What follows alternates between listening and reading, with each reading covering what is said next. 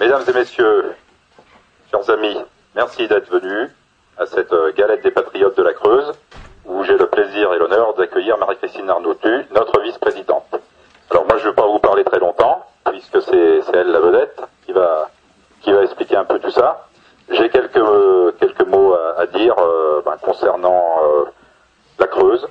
On compte faire des listes aux municipales, donc il nous faudra des candidats, bien sûr, et particulièrement une liste aguerrée. C'est très important d'avoir une liste aguerrée pour la visibilité du mouvement, pour ouvrir éventuellement une permanence. Donc pour ouvrir une permanence, pour faire pas mal de choses, il faut des adhésions, il faut que les gens renouvellent leurs adhésions, trouver des nouveaux adhérents, il faut que tout ça fonctionne. Et aussi, au niveau du bureau, je manque de personnes pour m'aider. C'est malheureusement comme ça. Il me faudra absolument trouver un trésorier, un responsable de la propagande. Donc c'est très important de renouveler ces adhésions. Et parallèlement à ça, je voulais vous parler aussi du Rassemblement Bleu Marine. Ça a été mis en place il y a pas très longtemps, quelques semaines. Donc les gens ont la possibilité d'adhérer au Rassemblement Bleu Marine pour 10 € supplémentaires, pour avoir la carte du Rassemblement Bleu Marine en plus du Fonds National. Et par contre, les gens peuvent aussi adhérer au Rassemblement Bleu Marine sans être adhérents du Fonds National. Alors là, je ne connais pas vraiment comment ça va se passer, j'ai pas eu de directive. Évidemment, c'est pour faire une ouverture sur des gens qui partagent la majorité de nos idées. Je peux en parler. Oui, tu en parleras après. Je sais pas si c'est... Vous entendez bien? Du micro. Vous nous entendez sans micro? Je crois que c'est mieux sans micro. Parce que ça fait un drôle de bruit. Oui, c'est ce que je trouvais. Je ne savais pas la grandeur de la salle, donc j'avais prévu la sono. Et toi, tu as une voix qui porte bien. Voilà, si tout le monde m'entend, c'est bien. Je voulais aussi vous parler parce que certains d'entre vous sont venus aux manifestations contre le projet d'abattoir halal à Guéret. Donc je pense que, je sais pas, tout le monde est à peu près au courant qu'il y a un abattoir halal qui est en projet à Guéret, alors qu'on n'a plus d'abattoir normal. Il n'y a plus d'abattoir en Creuse, qui est une terre d'élevage. Et le député maire de Guéret, M. Vernier, veut faire cet abattoir halal. Donc il y a un collectif qui s'est monté pour lutter contre ce projet, uniquement dans le but de la défense des animaux. Donc moi je suis partant, j'étais partant avec eux, je suis allé manifester avec eux les 2 fois, certains d'entre vous aussi. Mais elle m'a toujours fait comprendre, l'organisatrice, qu'on n'était pas les bienvenus, parce que Front National, à soi-disant, elle ne fait pas de politique. Elle ne fait pas de politique, elle accepte tout le monde sauf le Front National.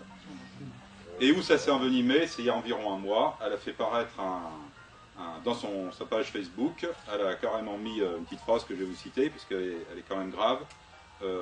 Les insultes, messages à caractère raciste n'ont pas leur place ici. Nous ne sommes pas une antenne du FN, de Résistance républicaine et autres groupes affiliés. Merci aux haineux, fâchés de tous bords et autres de passer leur chemin. Bon, suite à ça, je lui ai écrit une lettre pour la menacer de poursuite judiciaire, parce qu'on ne peut pas se laisser traiter comme ça.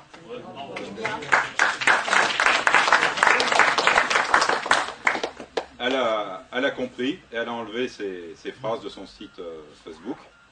Et bon, on a eu un échange de correspondance où elle ne veut pas revenir dessus. On lui fait du tort, soi-disant. Donc j'en ai déduit que nous, on va se battre de notre côté. On va essayer de faire des tracts personnalisés, distribués dans Guéret, mobiliser des gens contre cet abattoir. Moi, je n'irai plus manifester avec eux. Je ne vais pas manifester avec des gens qui me rejettent, qui m'insultent. Vous ferez ce que vous voudrez. Moi, je vous dis ma position. Voilà, maintenant les choses sont claires. Elle a quand même rajouté sur sa page Facebook, parce que bon, j'ai intéressé par le FITNAG, comme vous. Oui. Et elle a rajouté sur sa page Facebook qu'elle avait dû se battre contre plusieurs personnes, dont notamment pas une plainte du Front National, mais une menace de Oui, c'est moi la menace. J'assume. Si j'avais pas menacé, j'ai été gentil de menacer sans porter plainte directement. Sinon j'appelais Valérie de Saint-Just, il y avait matière à porter plainte. Et donc elle me dit que j'avance à visage caché. Je lui ai dit de ne pas me prêter des attentions que j'avais pas. Parce que je suis pour la défense des animaux. Je ne supporte pas qu'on les torture, quelles que soient les circonstances. Il y a les risques alimentaires, on nous fait bouffer de la saloperie, risque d'empoisonnement, bactéries coli, et puis il y a l'islamisation de la France. Alors là, c'est surtout quand je lui ai dit qu'on voulait lutter pour le respect de la laïcité, alors elle a dit que ça n'avait rien à voir. De toute façon, pour elle, l'abattage halal, ça n'a rien à voir avec la religion musulmane. Donc on ne peut pas... Et nous, et j'ai rajouté, notre programme. Nous, on défend tous les Français, sans distinction de race, d'origine, de religion. Voilà. Du moment que les gens aiment la France, on les défend, on est avec eux. Voilà. Une grosse pétition qui tourne aussi. Oui, mais leur pétition, c'est très bien. Mais, et en plus de ça, j'aurais ajouté un dernier mot. Il y a eu des actions illégales commises contre la mairie de Guéret, contre le domicile de Vernier. Donc nous, c'est pas notre façon d'agir. Nous, on se bat démocratiquement. On ne va pas mettre des taxes sur la maison du député. C'est imbécile, c'est lâche et c'est contre-productif. Et elle m'a écrit qu'elle les comprenait. Moi, je ne les comprends pas. Je suis désolé, on n'a pas la même façon de faire. Bien, je vais peut-être laisser la parole. Donc, Merci, mon cher Martial. Juste 2 secondes. Vous mettrez au courant comment les gens, si vous faites des choses, justement... Par Internet, tous les gens qui disposent d'une adresse courriel, j'avertirai. Et puis, bon, le but, c'est de trouver un maximum de militants pour faire du tractage. Du tractage, parce que, bon, ça date de quelques semaines. Là, j'ai ouvert une boîte postale à Boussac. Donc, tous les gens peuvent écrire au lieu de passer par le siège. Avant, c'était un peu plus compliqué. C'était chez un adhérent, c'était plus difficile. Là c'est visible, il y a le site internet, il y a l'adresse internet, mon téléphone, voilà, bon. Je pense qu'en faisant une grande campagne de tract, on sera contacté. Mais s'il y a d'autres solutions, s'il y a d'autres idées, je suis ouvert à toutes les propositions. Merci, mon cher Martial. Merci aussi de m'avoir invité. Je suis ravie de retrouver la Creuse, dans laquelle je n'étais pas venue pour raisons politiques depuis 2002. Donc vous voyez, j'étais venue pendant la campagne de Jean-Marie Le Pen. Nous avions d'ailleurs été reçus chez Marie à l'époque. J'étais avec Thibault de la Tocquenay et Louis-Armand de Béjarry. Voilà, donc je suis très heureuse de venir. Alors c'est vrai que je parcours en ce moment beaucoup, à l'occasion des galettes, nos belles provinces de France. Et comme je suis en charge du social, et bien évidemment, je viens parler de la situation sociale de notre pays.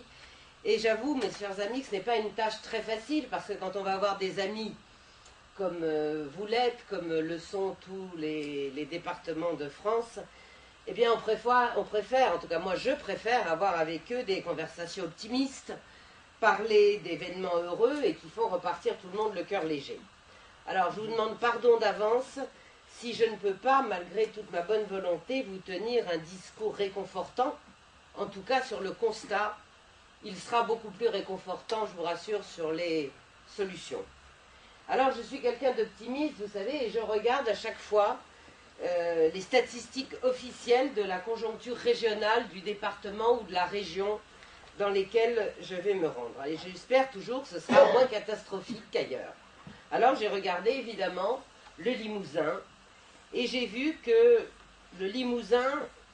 En Limousin, l'Aveyron, la Lozère, le Cantal, la Creuse et le Gers ont en commun une pauvreté concentrée dans les zones rurales qui touchent d'ailleurs plus particulièrement les personnes âgées. 13% des Limousins vivent en dessous du seuil de pauvreté. La Haute-Vienne et la Corrèze se situent autour de la moyenne nationale, tandis que le taux de pauvreté, beaucoup plus rural qu'urbaine en Creuse, est sensiblement plus élevé, puisque dans votre département, c'est 18%. Vous connaissez tous les statistiques nationales. Il y a plus de 6 millions de salariés, donc de gens qui travaillent, qui vivent avec moins de 750 € par mois, c'est-à-dire un quart des 25 millions de salariés français. Ce sont des bataillons de travailleurs pauvres. Et une armée d'invisibles, finalement, parce que moi j'aime beaucoup ce terme d'invisible avec celui d'oublié d'ailleurs, parce qu'ils veulent bien dire ce que ça veut dire, eh bien ces bataillons d'invisibles se recrutent maintenant dans toutes les catégories de la population. D'abord chez les femmes et chez les jeunes. On y compte les étudiants salariés, les caissières de supermarchés, les assistantes à domicile, qui pourtant, elles, aident beaucoup les personnes âgées et les handicapés, et puis aussi des millions de diplômés de l'université. Ce sont des travailleurs précaires, à temps partiel, exactement d'ailleurs selon le fameux modèle allemand, vous savez, qu'on nous vante tant. Nos gouvernants, de droite comme de gauche, nous parlent toujours du modèle allemand, sans nous dire qu'il y a en Allemagne, la grande majorité du travail est à temps partiel, et il y a ce qu'on appelle là-bas les mini-jobs, c'est-à-dire qu'effectivement, il y a peut-être moins de chômage, mais sauf que les gens travaillent 10 heures, 12 heures par semaine, pas plus. Alors pourquoi vous êtes au Front National? Vous le savez, vous savez très bien que ceci est fait pour répondre aux exigences de la mondialisation, de la concurrence déloyale des pays à bas coût de production et aux normes sociales qui sont inexistantes et qui génèrent bien sûr la précarité et la flexibilité pour améliorer au plus juste la rentabilité du capital. Alors non seulement ces 6 millions de travailleurs sont invisibles, mais ils sont aussi sans voix. Parce que les syndicats ne sont absolument pas implantés dans cette catégorie de travailleurs. Les syndicats, en tout cas les gouvernants des syndicats, vous savez très bien qu'ils sont bien trop occupés à défendre et à préserver leurs bastions traditionnels et qu'ils sont absolument incapables de repenser le mot solidarité. Un quart des 25 millions de salariés, ça veut dire 1 sur 4. Ça veut dire que chacun d'entre nous ici connaît forcément dans son entourage, dans sa famille, quelqu'un qui ne peut plus joindre les deux bouts, même s'il travaille. Et nous savons tous que nous avons tous aussi, évidemment, une malchance sur 4, un jour, d'être dans ce cas, ou d'avoir nos enfants ou petits-enfants dans ce cas. Souvenez-vous d'ailleurs, l'année dernière, il y avait une information qui était passée pratiquement inaperçue, c'était au mois de janvier, donc il y a presque un an, il y a un an, il y avait un chômeur de 54 ans qui avait perdu la vie dans l'incendie de son appartement. Alors pas parce qu'il fumait, mais parce que c'était une bougie qui avait mis feu, parce qu'il n'avait plus de quoi payer l'électricité, et donc l'électricité avait été coupée. Des témoignages comme ça, je pourrais vous en citer des centaines et des centaines. Il y a des gens qui parlent de plus en plus d'incitation au suicide, et d'incitation au suicide, ils nous le disent de la part des gouvernements, UMP ou PS, parce que là-dessus ils se valent, qui parlent de leur vie qui est devenue au fil des jours et au fil des mois finalement une survie. Tous ces gens-là, ils vident leur cœur dans les témoignages qu'ils nous donnent au Front National, dans les emails et les courriels qu'ils m'écrivent. Ils n'ont même plus, je vais vous dire, la force d'exprimer la moindre colère. Ils ont juste une profonde tristesse et un sentiment terrible d'abandon. Et cette misère qui s'étend sur la France, un peu comme le manteau de neige qui m'a empêché de venir vous voir au mois de janvier, est devenue une misère galopante. C'est une espèce de rouleau compresseur. Et elle est totalement indigne d'un pays comme le nôtre, comme la France, que l'on considère comme un pays, paraît-il, développé. Vous savez, en 1985, Coluche, il y avait un humour un peu particulier. Quand il a créé les Restos du Cœur, il disait « Dans les fins de mois, le plus difficile, ce sont les 30 derniers jours. » Eh bien, dans nos villes, dans nos campagnes, on voit aujourd'hui de plus en plus de gens qui dorment dehors, qui sont victimes d'un État qui ne peut pas nourrir à la fois les banquiers et les pauvres. Elles sont quand même très loin, les promesses d'un Nicolas Sarkozy qui, en 2007, souvenez-vous, avait pour objectif de réduire d'au moins 1/3 la pauvreté en 5 ans. Il a eu des choix économiques exactement les mêmes que François Hollande, et il a contribué, avec Hollande, qui continue à aggraver la situation de chacun d'entre nous, et en particulier des plus démunis. Dites-moi comment, quand on dispose d'à peine 1 000 € par mois, on peut songer à se nourrir, à se chauffer et encore moins à se soigner. Aujourd'hui, en France, et je parle des Français, 1 sur 5 renonce à se soigner. Et la difficulté à se soigner touche de plein fouet les classes moyennes. Ces ménages, vous savez, qui ne sont ni éligibles à la CMU, ni à l'AME, évidemment, parce qu'ils sont français, et qui ne gagnent pas assez pour se payer une mutuelle. Alors, cette crise qui détruit les emplois, saccage des vies, cette crise maintenant, elle tue, puisque près de 11 000 Français se donnent la mort chaque année et 220 000 tentent de se la donner, avec un pic énorme chez les agriculteurs. Il est bien loin d'ailleurs le temps où l'agriculteur pouvait, à juste titre, s'enorgueillir de nourrir le pays. Non, aujourd'hui, l'agriculteur, on le considère comme un pollueur, ou bien alors comme un trop gros consommateur d'eau. Et pourtant, 804 suicides dans cette profession qui est aujourd'hui estimée à moins de 500 000 personnes. Alors pourquoi cette hécatombe chez les agriculteurs? Je vous parle de l'agriculture parce que la Creuse, quand même, est un département qui faisait la fierté de la France dans ce domaine-là.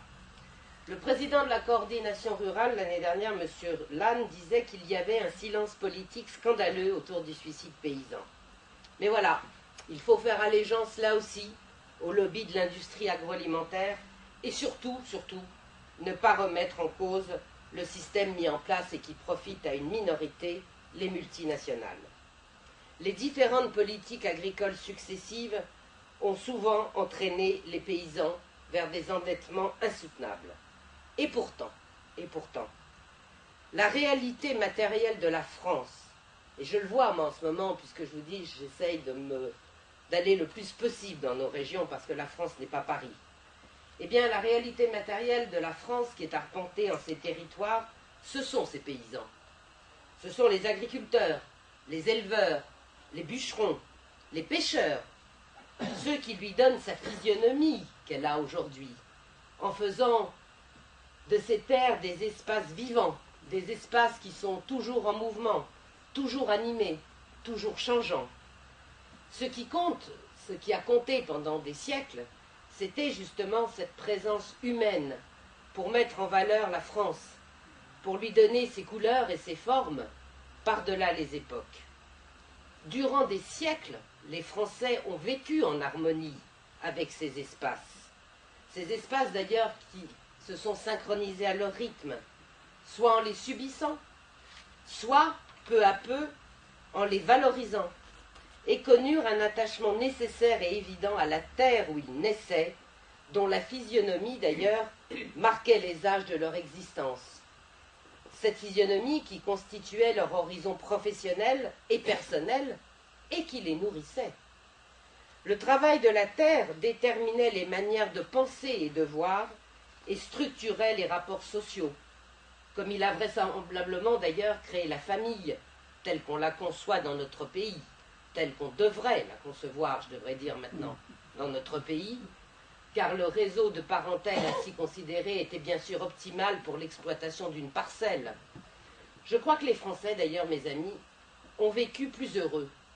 Ils n'avaient peut-être pas de richesses superflues, ils avaient peut-être moins de biens de consommation, moins d'iPad, d'iPhone, mais finalement, ils n'avaient pas non plus de besoins excessifs.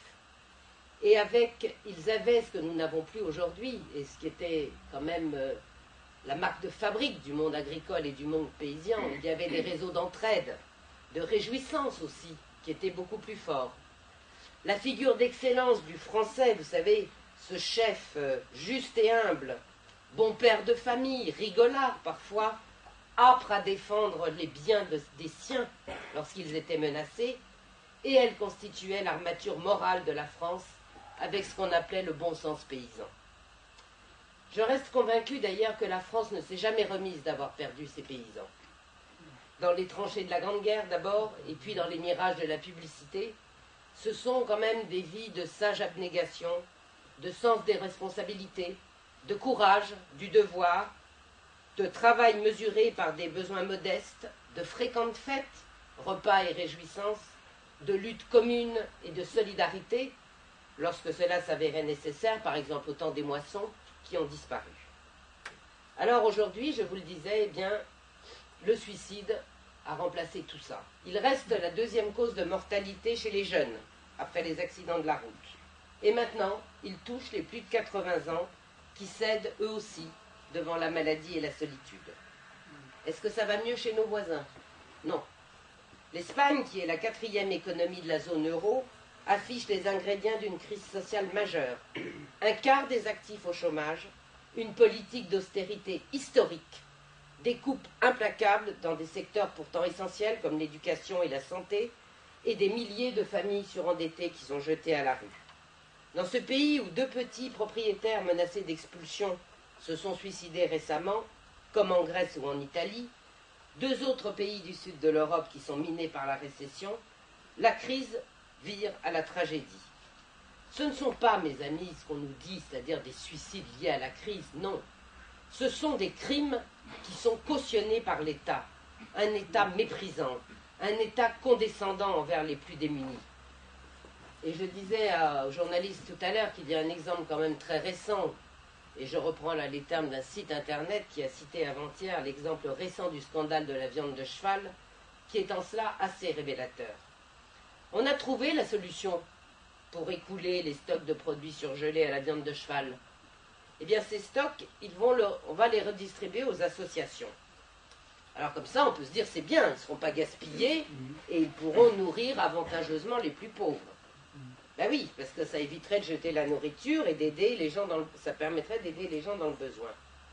Mais comme le dit l'analyse de ce site, dont je n'ai plus le nom en tête, on peut quand même constater à travers cet exemple qu'on est dans une source d'inégalité absolue, et même quand il s'agit de s'alimenter. Ça veut dire que les gens qui ont de l'argent, eh bien, ils refusent de manger des produits qui sont mal étiquetés, à la viande de cheval, qui sont considérés comme suspects, et puis ceux-là, ben, on les réserve aux plus pauvres. Alors c'est bien une société à deux vitesses qui est en train de se mettre en place. Parce qu'il existe, vous le voyez partout, à Paris, en province, des magasins discount, les Lidl et autres, qui sont réservés aux pauvres avec des produits moins chers. Mais moins chers, ça veut dire vous êtes sûr de moindre qualité. Et puis il y a les boutiques bio pour les bobos, pour ceux qui ont de l'argent. À Paris, on en voit partout, dans les beaux quartiers. Sauf que les boutiques bio, pour aller vous acheter une tisane bio ou un pain bio ou je ne sais pas quoi bio, il faut quand même avoir beaucoup d'argent. Alors on donne les produits, je vous dis, de viande de cheval, donc ça veut dire en gros que ben, ceux-là, ils peuvent être consommés par les plus pauvres parce que les riches n'en veulent pas.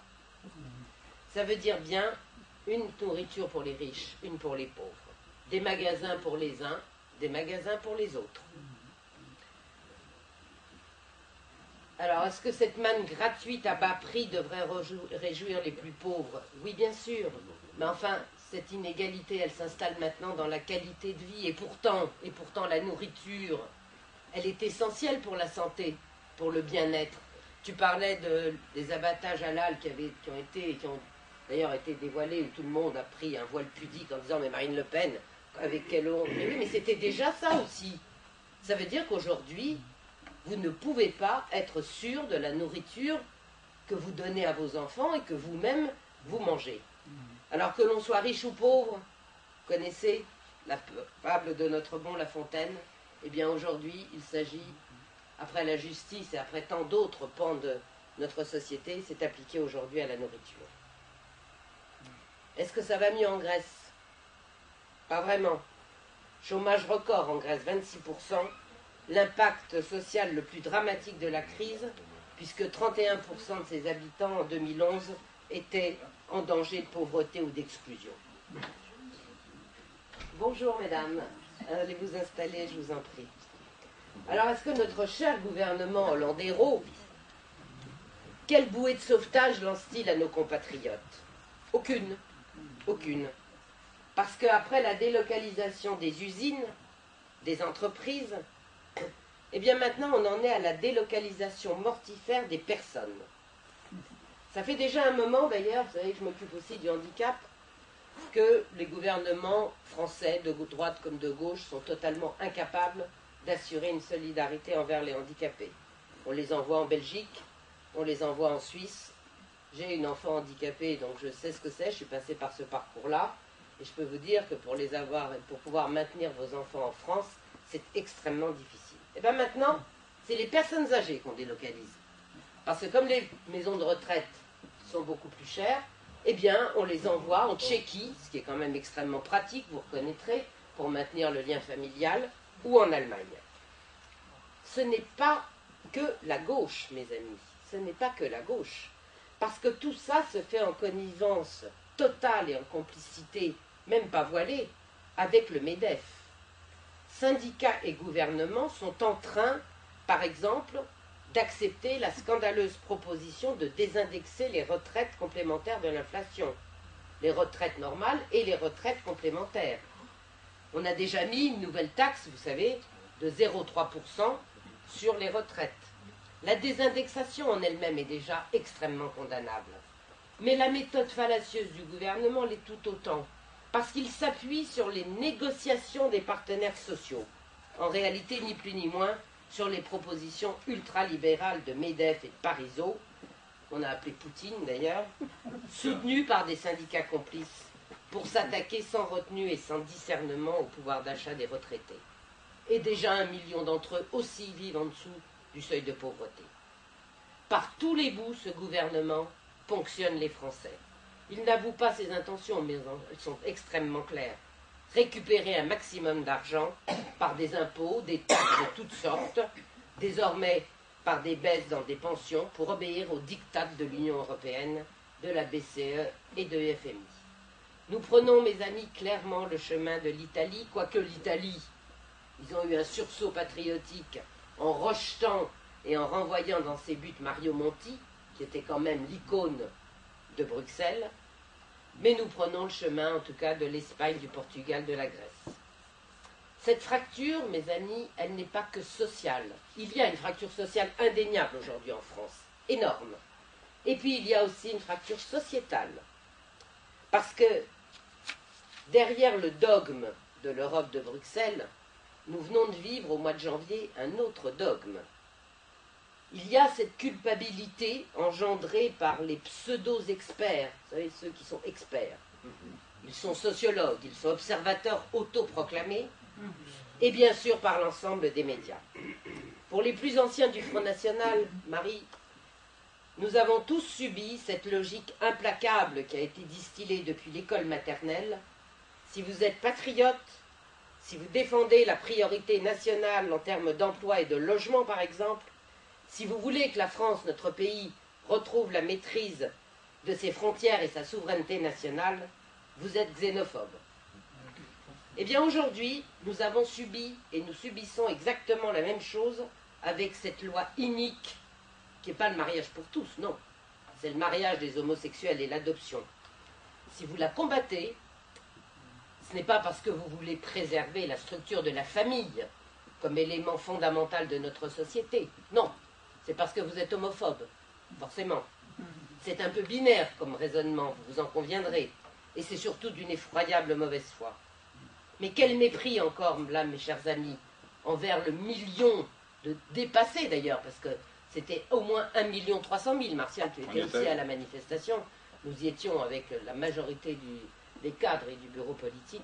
Quel mépris envers tous ces gens qui sont descendus dans la rue. Et j'ai pourtant trouvé, moi, que c'était assez réconfortant, voyez-vous, parce que les Français, aguerris à la résignation quand même depuis un certain nombre d'années, assez anesthésiés, assez fatalistes, et bien d'un seul coup, ils se sont réveillés sur ce sujet-là. Je veux croire, moi, qu'au fond d'eux-mêmes, cette loi a été un catalyseur de ce qu'ils encaissent sans broncher depuis des décennies. Peut-être aussi, espérons-le, un sursaut de révolte qui les amènera à dire stop. Ceci d'ailleurs confortait un de ces sondages récents que l'on commande, mais quand il n'y a pas les résultats qu'on espère, on n'en parle pas. Vous savez, ils font beaucoup de sondages, et certains sondages, on les remet sous la table parce que finalement, c'est pas ce qu'on espérait. Eh bien, il y a un sondage qui a été fait et qui dit que le travail est la deuxième priorité des jeunes européens, entre 20 et 30 ans, après la vie de famille. Ça veut bien dire que les jeunes ont besoin de cette vie de famille. Selon cette enquête qui a été menée dans 5 pays européens, l'Allemagne, la France, l'Espagne, l'Italie et le Royaume-Uni, 86% des jeunes interrogés sur leurs priorités citent la famille en premier et 59% le travail. Mais sans doute, les jeunes qui travaillent ne sont pas non plus la préoccupation des gouvernements de ces pays-là, puisqu'on préfère prendre en compte d'autres sondages, comme un qui avait été, je ne l'ai pas apporté, je ne crois pas, mais enfin il valait son pesant d'or, de la Maïf, qui avait été fait par la Maïf en juillet, vous savez, l'assureur militant, là, qui porte bien son nom d'ailleurs, et qui, sous couvert du fait que 53% des mariages se terminaient par un divorce, la famille traditionnelle, heureuse et stable, était devenue un mythe.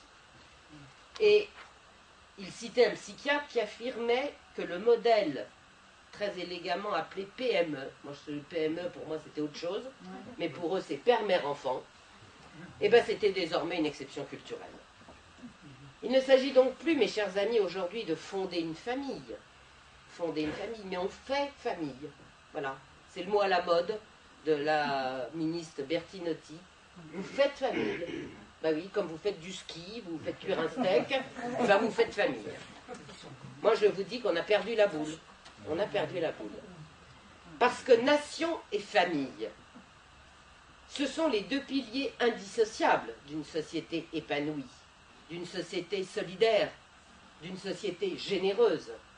Et c'est extrêmement méthodiquement d'ailleurs que nos adversaires politiques se sont évertués à détruire l'une comme l'autre.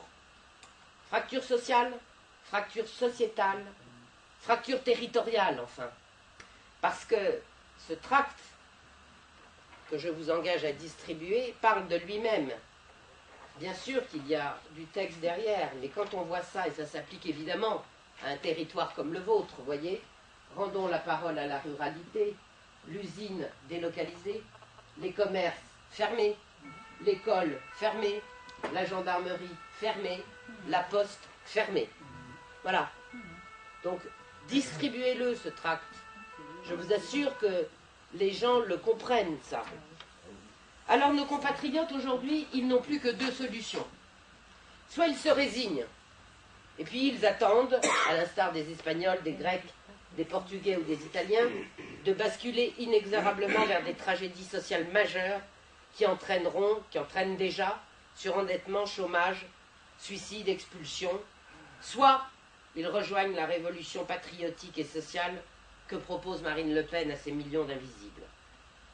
Parce que cette asphyxie et cet appauvrissement auxquels sont confrontés au quotidien les actifs, les jeunes, les retraités, les handicapés, ne feront qu'augmenter si nous ne retrouvons pas la maîtrise de notre économie et par une sortie urgente de l'Europe de Bruxelles, mais aussi la maîtrise de nos frontières, afin de stopper les pompes aspirantes d'une immigration débridée.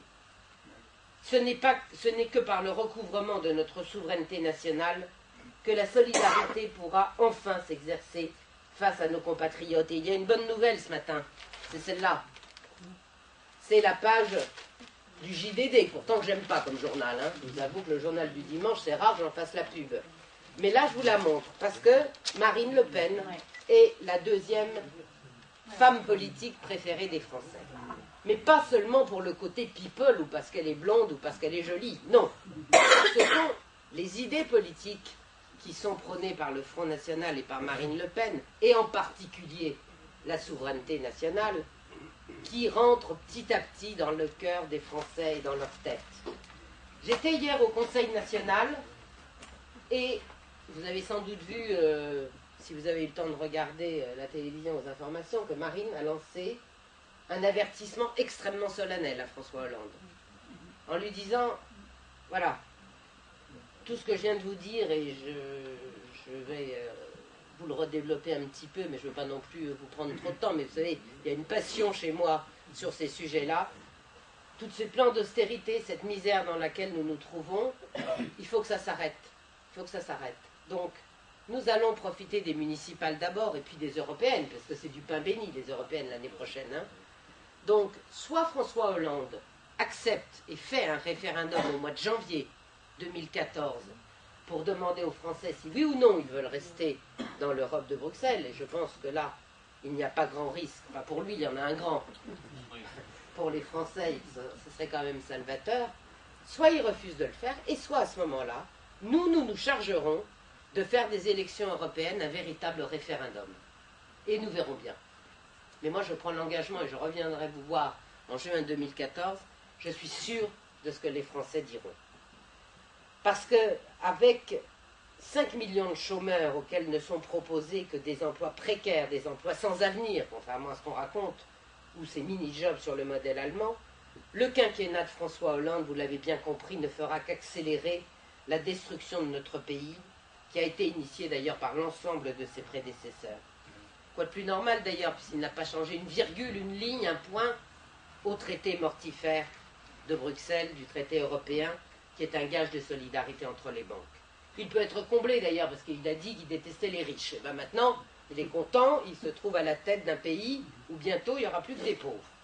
Et pourtant, protéger son pays, protéger ses compatriotes, d'abord, devrait être la plus noble ambition de celui qui occupe la plus haute fonction de la République. Parce que la solidarité, mes amis, c'est ce lien qui cimente les individus entre eux. C'est ce lien qui transforme les individus en peuple par une même volonté de vie future, de souvenirs communs.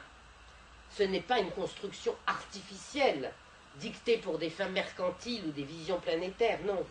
La solidarité, Ça ne fusionne pas les hommes et les femmes dans un conglomérat, comme disait l'autre Besson, là, qui leur fait perdre leur spécificité et leurs racines.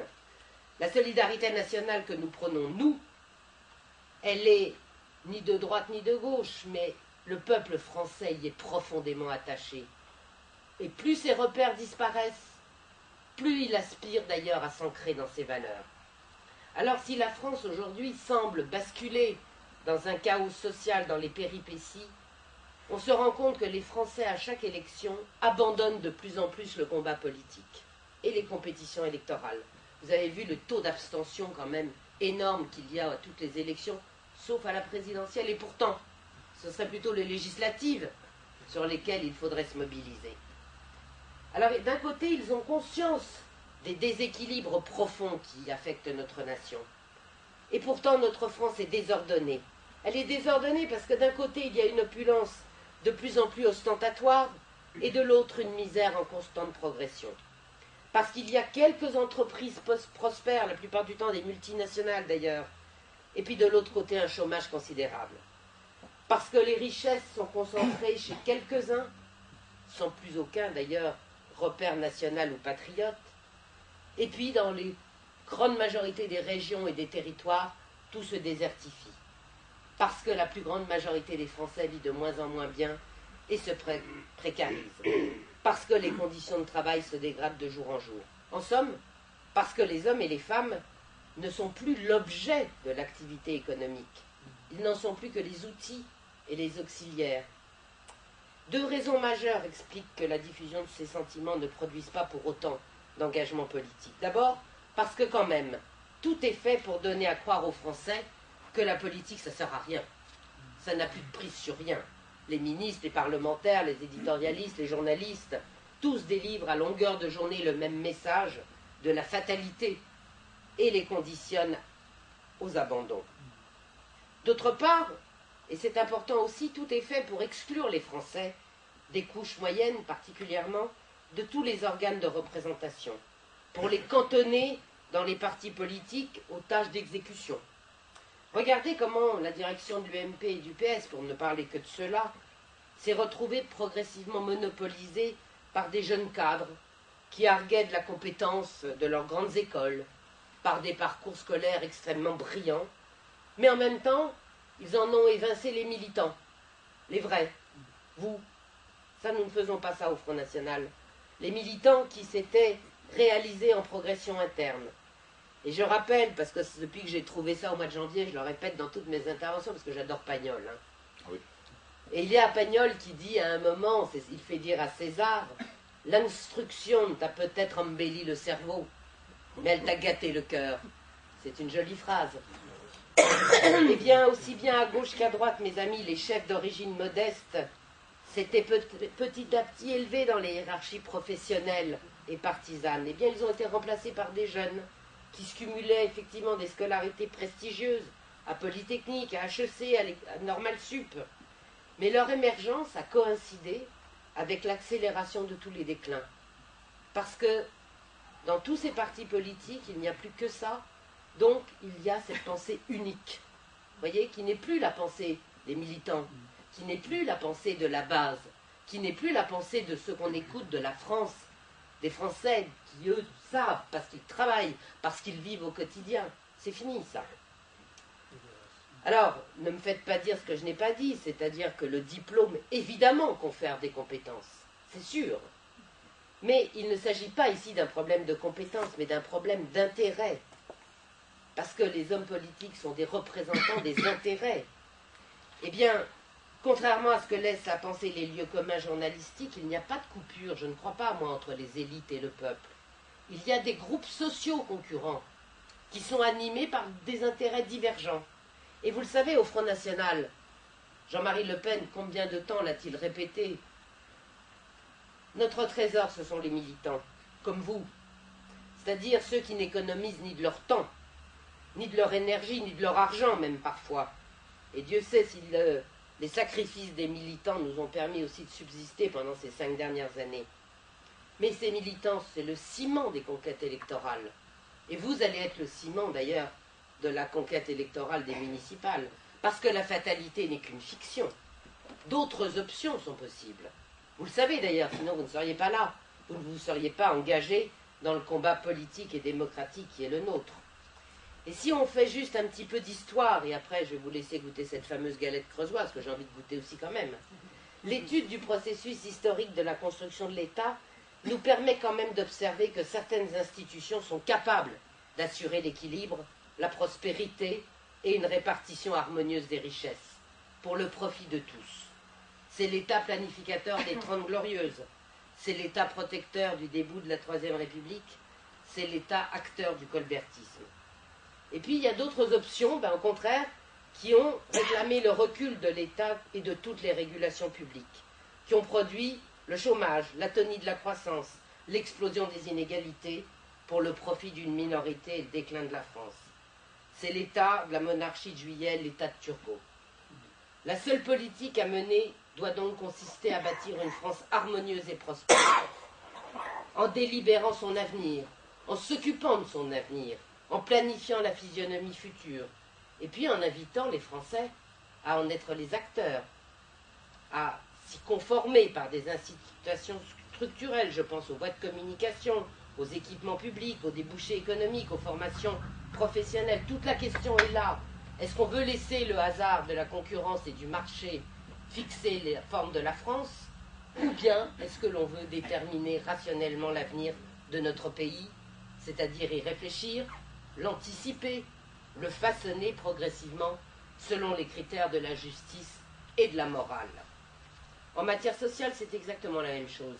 Si l'on veut préserver cette protection sociale, qui est un trésor, qui est de qualité pour tous les Français, qui est d'ailleurs envié par tous les pays, si l'on veut préserver cette véritable sécurité sociale au sens large du terme, il faut se rendre au bon sens prôné par le Front National et Marine Le Pen, en cessant de toute urgence ce dogmatisme de l'ouverture des frontières à tout vent, du refus obstiné du cadre national, de l'allégeance au monde de la finance et à toutes ces idéologies dévastatrices.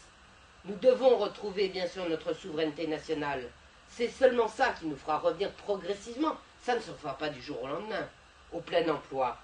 C'est ça qui va enrayer les délocalisations. Nous devons instaurer la priorité nationale en matière d'emploi et de logement.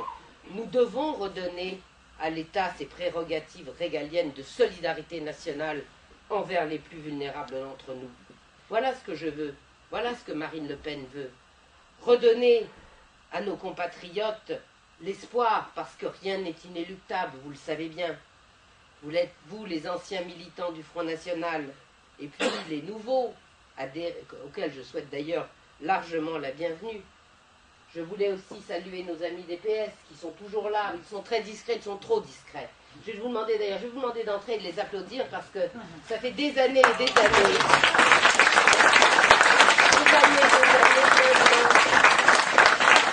Ils sont dans toutes nos réunions. Alors aujourd'hui, évidemment, c'est un peu plus facile. Mais je vous parlais de 2002 tout à l'heure. Ils ont sauvé des vies au Front National, les DPS, vous savez. Alors eux aussi sont un peu invisibles et oubliés. Mais il ne faut pas les oublier. Et je vous remercie au nom de tout le monde pour votre présence. Je vais terminer en vous demandant, mes amis, solennellement de vous mobiliser tous.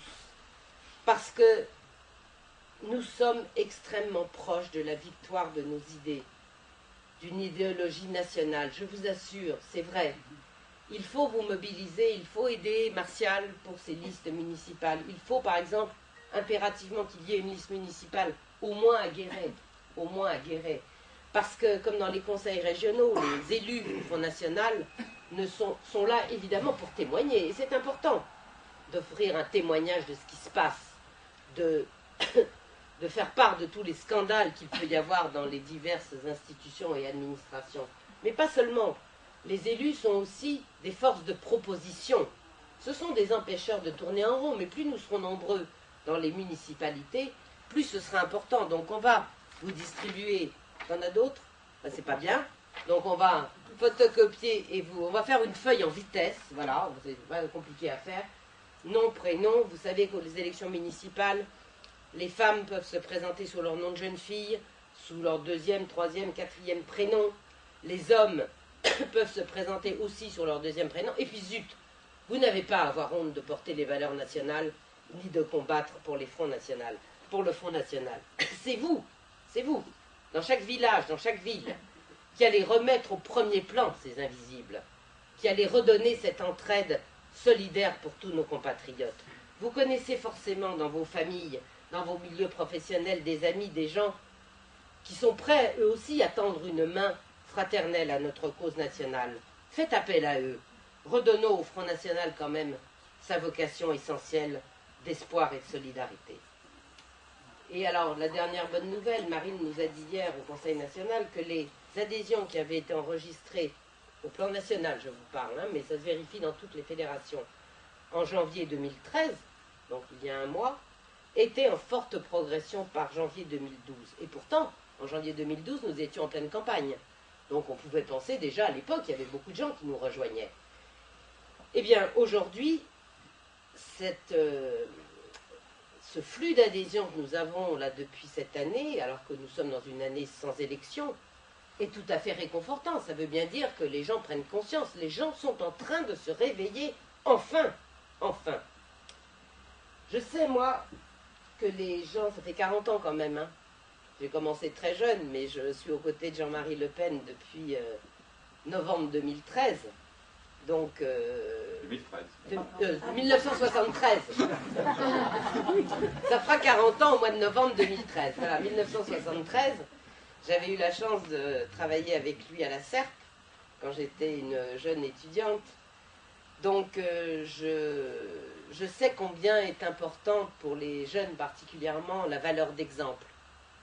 Le père, souvent dans une famille, la mère, parce que ce sont les mamans en général qui sont l'ancrage dans les familles, des réunions de famille, qui sont le point d'ancrage de toute la famille. Je ne peux pas vous dire mieux, la mère c'est ça. Bon. Et quand les enfants ont eu, comme moi j'ai eu la chance d'avoir des parents qui ont donné une valeur d'exemple et qui après ont eu la chance de rencontrer des gens comme Jean-Marie Le Pen, qui lui aussi a été une valeur d'exemple, c'est vrai que c'est une chance énorme. C'est pour ça que je vous parlais tout à l'heure de l'importance de la famille. Et puis, je sais qu'elle n'est pas être contente, mais quand même, il y a quelqu'un d'autre aussi qui est une valeur d'exemple pour nous au Front National, c'est Madame Marie de la Chapelle. Et j'ai été chargée de lui remettre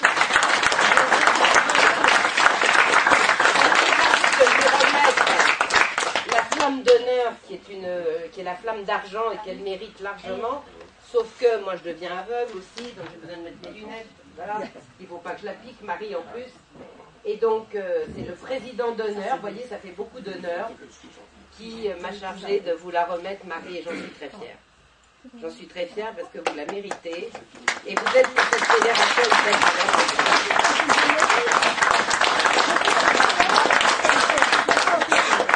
Oui, et puis je me souviens d'ailleurs de... Maintenant, on parle du français normal un peu. C'est ça. Mais autrefois, on se retrouvait avec le couteau sous la gorge dans une mairie. On se trouvait fermé, c'était épouvantable. Là, ça a changé tout de même. C'est vrai. Mais voilà, prenez exemple sur Marie, c'est tout ce que je peux vous dire. Et vous êtes le symbole de la fédération, vous êtes quand même une des premières militantes de la fédération. La fondatrice. La fondatrice, alors voilà. Donc c'est la Creuse, c'est Marie et la Creuse qui ont cette flamme. Ce sera fait, Marie. Voilà, donc je vais terminer. Je vais terminer avec sur cette note émouvante quand même, parce que... Il a beaucoup travaillé celui-là, vous voyez. Il a encore travaillé même à l'hôpital l'autre jour. Ça va? Oui. Je vais terminer, mes amis, pour vous laisser à la galette. Et puis je sais, vous savez qu'il y a Marine qui passe à 18h sur BFM, donc peut-être que certains d'entre vous veulent se dépêcher de rentrer, et je le comprends. Donc je vais terminer parce que à la fin de mes petites interventions, comme ça, je fais souvent référence à Ernest Renan pour ses analyses éclairées sur la nation. Et je vais vous citer une de ses phrases qui me paraît assez adaptée au malaise actuel de notre société. Il dit « Nous avons chassé de la politique les abstractions métaphysiques et théologiques. Que reste-t-il après cela ? Il reste l'homme, ses désirs, ses besoins. La sécession, me direz-vous, est à la longue l'émiettement des nations, sont la conséquence d'un système qui met ces vieux organismes à la merci des volontés souvent peu éclairées. Laissons passer le règne des transcendants. Sachons subir le dédain des forts. Peut-être, après bien des tâtonnements infructueux, reviendra-t-on à nos modestes solutions empiriques. Le moyen d'avoir raison dans l'avenir et à certaines heures de savoir se résigner à être démodé. Voilà. Je vous remercie.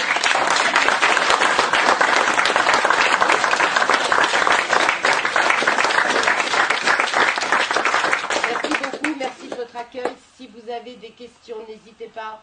Si je sais répondre, je ne sais pas tout, hein. Bon, si je sais répondre, j'y répondrai bien volontiers, sinon je ferai passer les réponses par Martial. Je voulais juste quand même faire un petit point, parce que tu as parlé du rassemblement Bleu Marine tout à l'heure. On n'a pas trop d'infos au niveau. Non, mais je vais essayer de vous en donner, parce qu'il faut, je pense, que les choses soient bien claires dans l'esprit de tout le monde. Le Rassemblement Bleu Marine n'est pas un parti politique. C'est-à-dire qu'en aucun cas, il n'est là pour faire une concurrence au Front National ou pour vider le Front National de ses adhérents et de ses militants pour les mettre dans un autre parti qui s'appellerait le Rassemblement Bleu Marine. Il faut que les choses soient bien claires dans votre esprit, absolument pas. Le Front National reste le Front National et est un parti politique. Le Rassemblement Bleu Marine est une association. C'est une association, d'ailleurs, preuve en est que si vous adhérez par exemple au Rassemblement Bleu Marine, ce que chacun d'entre vous peut faire bien sûr, il ne recevra pas un coupon fiscal qu'il pourra déduire, comme pour le Front National, qui lui est un parti politique. La vocation du Rassemblement Bleu Marine, elle a fait ses preuves déjà aux législatives, c'est-à-dire que nous avons eu des candidats qui sont venus, pour la plupart d'ailleurs du ciel de Paul-Marie Couteau, ou d'autres partis politiques, qui ont voulu combattre, qui ont voulu se battre derrière Marine Le Pen, qui n'ont pas voulu faire le pas tout de suite du Front National, mais qui en tout cas, et c'est quand même l'essentiel aujourd'hui, se sont retrouvés dans les valeurs et dans la défense de la souveraineté nationale. Voilà. Donc, il y aura au municipal des listes Rassemblement Le Marine, mais pour les plus anciens, encore une fois, il n'y a rien de nouveau. Souvenez-vous, en 86, les députés que nous avions eus à l'Assemblée nationale étaient déjà sous l'étiquette FNRN à l'époque, Front National Rassemblement National, et voilà, et donc il n'y a pas eu de parti Rassemblement National qui s'est créé à la place. Par contre, Martial, tu peux nommer ici, si quelqu'un le veut, un correspondant du Rassemblement Bleu Marine, qui lui sera en charge d'aller un peu à la pêche des autres... de personnes qui ne sont pas au Front National, qui ont envie, je pense par exemple dans certains départements à des élus UMP qui n'osent pas franchir le pas et qui aimeraient bien, et qui... Ben voilà, ça c'est le rôle par exemple d'un correspondant Bleu Marine. Maintenant, le meilleur gage de ce que je vous dis, c'est que Rassemblement Bleu Marine et Front National ont la même présidente, c'est Marine Le Pen. Donc il n'y a pas de... ne pensez surtout pas, parce que je sais qu'on l'entend ça, des gens qui disent « Ah oui, mais alors, ça veut dire que le front va changer de nom, ça veut dire que c'est terminé. » Non. Non. D'accord? C'est quelque chose de complémentaire, mais ce n'est pas quelque chose qui va se substituer au Front National. Est-ce que vous avez d'autres questions? Il n'y a pas de tabou, hein? Je voulais dire un petit peu... Attends, messieurs, peut-être les questions, et après je te laisse. Tout à l'heure, vous faisiez allusion à la manif qui a eu lieu à Paris. Oui. Où effectivement, il y avait sans doute plus d'1 million que de 300 000 Oui. Mais il n'y avait pas Marine Le Pen. Non, mais écoutez, ça, je crois qu'elle a expliqué très clairement, et vous savez, on a eu je ne suis pas du tout dans la langue de bois, donc nous en avons parlé très clairement au bureau politique. Hein? C'est-à-dire qu'il y a eu une discussion extrêmement claire, d'ailleurs, qui a généré cette communication que Marine a faite d'elle-même, d'ailleurs, où quand même, elle a expliqué de façon extrêmement claire ses positions sur le mariage homosexuel et sur l'adoption. D'ailleurs, les deux députés dont j'aurais dû parler, excusez-moi, mais vous voyez, il y a tellement de choses à dire, j'aurais dû rendre hommage aussi à nos deux députés, à Marion Maréchal Le Pen, qui, croyez-moi, fait vraiment honneur au mouvement, et au nom Le Pen, vraiment, parce que Marion est une jeune fille qui, sur ce sujet-là d'ailleurs, a défendu les positions du Front de manière extrêmement claire. Et Gilbert Collard aussi d'ailleurs, puisqu'il a déposé plusieurs amendements. Vous voyez, là aussi, un du Rassemblement Bleu Marine, un du Front National, ils s'entendent bien, le couple va bien, je vous rassure. Bon, Marine n'a pas voulu, en fait, elle a eu raison, parce que je vais vous dire, au final, les explications de beaucoup d'observateurs et d'experts, là j'en parlais tout à l'heure, ont bien dit que pendant 3 mois, on n'a parlé que de ça. Ah oui. Que de ça. Alors, je ne fais pas partie, croyez-le bien, des gens qui pensent que c'est un sujet mineur, parce que je pense que c'est un bouleversement profond de la société. Et je pense que de toute façon, il faut s'y opposer de toutes nos forces, et je prends même aussi plus loin l'engagement devant vous, si un jour je suis ministre des Affaires sociales, cette loi sera abrogée, mais dans la foulée.